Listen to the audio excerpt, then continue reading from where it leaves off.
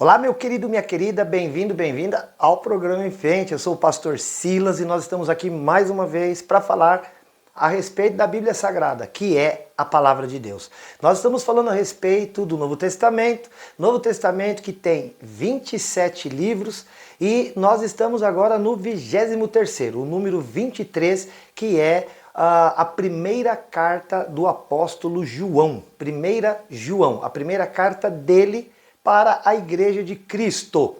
Essa primeira carta de João, ela foi escrita com a intenção de alertar as pessoas de algumas coisas. De novo, estava havendo falsos mestres no meio da igreja, pessoas ensinando coisas estranhas que não eram compatíveis com a verdade do Evangelho. Esta carta, ela é atribuída ao apóstolo João, embora também não se tenha certeza, mas porque ele não fala diretamente como o apóstolo Paulo, por exemplo, que quando começava suas cartas dizia claramente, eu, apóstolo Paulo, tal, e assim ele fazia. Aqui nessa carta João não diz que é João, mas quando você pega, compara com o Evangelho de João, a linguagem, as palavras empregadas são as mesmas. E também o Apocalipse de João, e lá ele diz claramente que é João. Então ele escreveu 3 cartas. Essa que nós vamos falar agora é a primeira carta de João, que tem 5 capítulos e é atribuída a ele mesmo. Foi escrita ali pelo ano de 95 depois de Cristo. E o apóstolo João, ele viveu aproximadamente esta idade também. Ele era conhecido como o discípulo amado.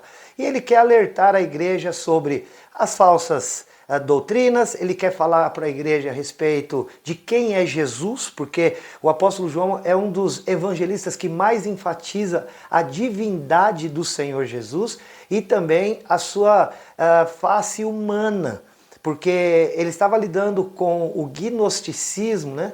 E era algo que negava o fato de Jesus ter sido homem aqui na terra. Então ele está declarando, não, realmente Jesus veio em carne e sangue, teve um corpo mortal e o Senhor Jesus morreu, mas por conta da sua natureza divina ele ressuscitou e ele é 100% homem, ele é 100% Deus. Esta carta tem 5 capítulos.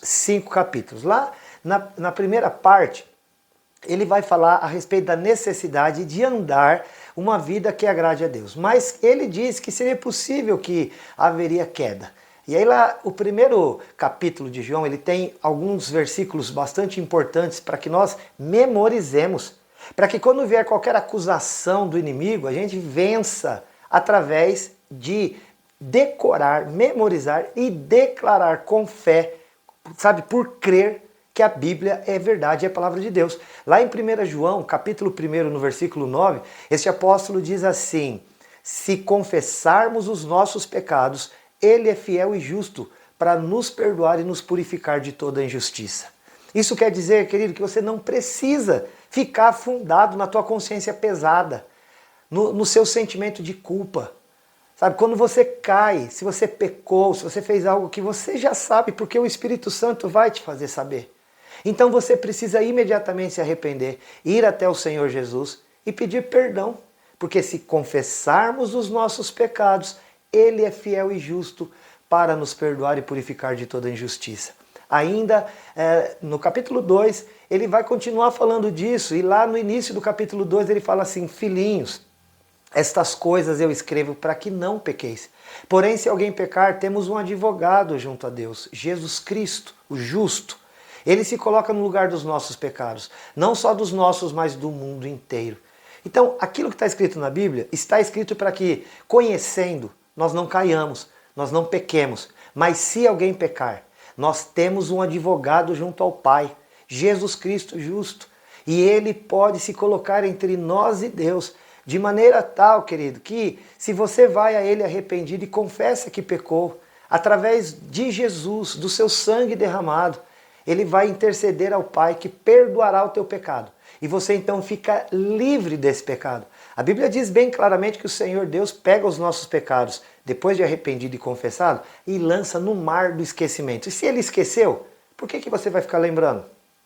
Não, não faça isso. Esqueça, se você arrependeu-se, confessou, agora siga em paz com Deus. Lá no capítulo 3 dessa primeira carta, o apóstolo João vai continuar falando agora a respeito da divindade de Deus e de uma faceta muito importante para nós, o amor de Deus. O amor de Deus que é tão grande que tornou em Cristo Jesus a mim e a você filhos de Deus. Infelizmente as pessoas pensam assim, todo mundo é filho de Deus. Tem gente que abre a boca e diz, eu sou filho de Deus. Será? Será? Aqui nesse capítulo 3, o apóstolo João falou uma coisa bem pesada. Ele diz lá em 1 João 3,10, nisto são manifestos os filhos de Deus e os filhos do diabo.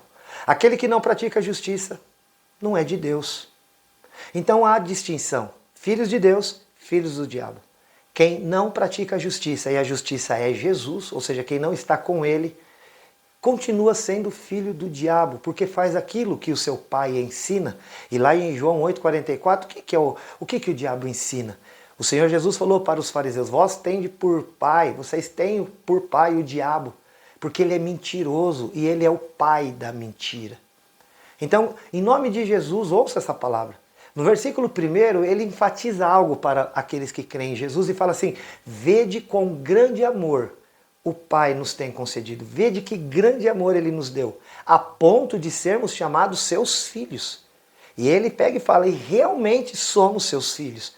O apóstolo João quer tanto que aqueles que lerem esta carta saibam desta verdade poderosa, de que o amor de Deus por nós nos leva não só a sermos seus servos, seus amigos, mas sermos seus filhos. Que ele fala, olha que grande amor nos tem concedido o Pai, a ponto de sermos chamados seus filhos.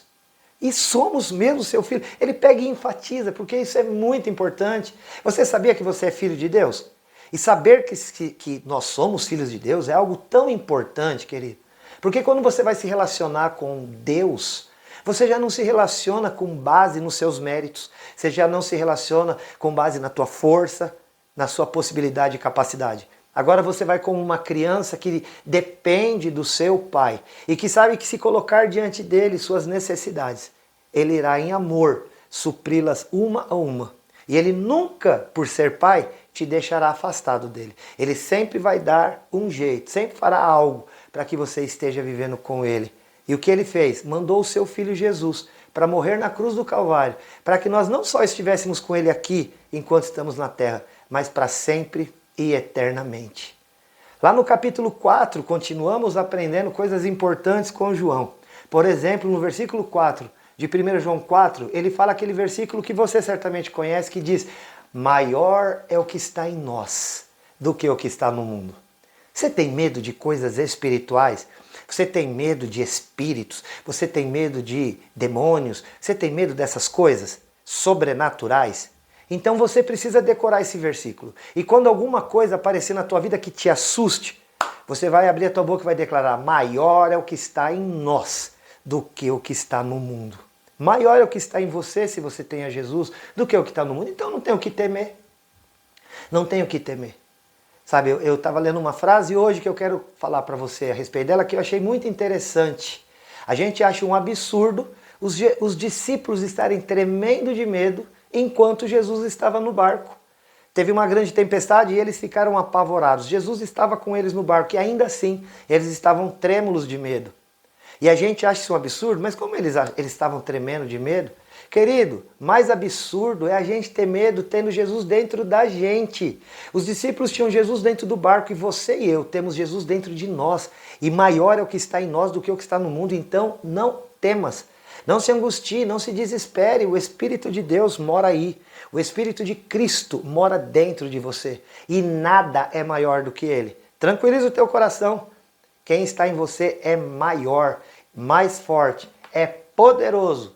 O capítulo 5, ele vai falar sobre a fé que vence o mundo.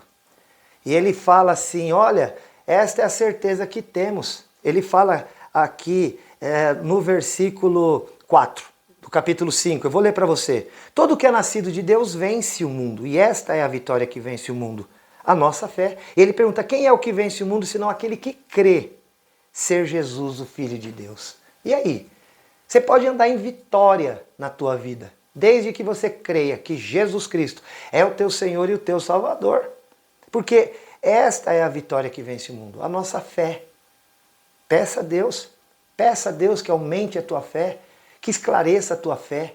Sabe que use a tua fé para fazer nesta terra sinais, prodígios, maravilhas e depois ainda de ter passado tudo, te leve para o céu, aonde você vai estar com Ele para todo sempre. A carta do apóstolo João, as cartas daqui, nós vamos ver a segunda e a terceira, mas hoje ficamos por aqui para te dizer quanto você é amado, hein? A ponto de Deus querer te chamar de filho de Deus, te colocou dentro de si o Espírito Santo e ainda te faz vencer todas as coisas. Fica com essa palavra e você vai ser muito abençoado. Eu sou o pastor Silas da IPI de Rolândia. A IPI de Rolândia fica na Santos Dumont 1075, no centro da cidade. Pode também na secretaria na rua Hugo Maria do Vale 422, também ali no centro. Pode entrar em contato pelo telefone, que é um WhatsApp, 43 30 15 27 27. As redes sociais da igreja também, IPI Rolândia, e você pode entrar nas nossas redes sociais aqui do programa Em Frente. Estou feliz de você estar aqui com a gente. TV Cultura todos os dias, segunda a sexta-feira, em 2 horários. 8 da manhã e 1h30 da tarde. Ou então, você pode acessar as redes sociais do Em Frente, no Facebook, que lá chama Em Frente Responde. Lá no Instagram, Em Frente Responde, e lá no YouTube, Em Frente Responde. Entra nas redes sociais, curte, segue, se inscreve no nosso canal e não vamos perder nenhuma oportunidade de estar junto, tá bom? Pode entrar em contato com o WhatsApp do Em Frente no 439 9147 5007. Eu aqui te amo em Jesus. Deus te abençoe e até o próximo, se Deus quiser. Tchau!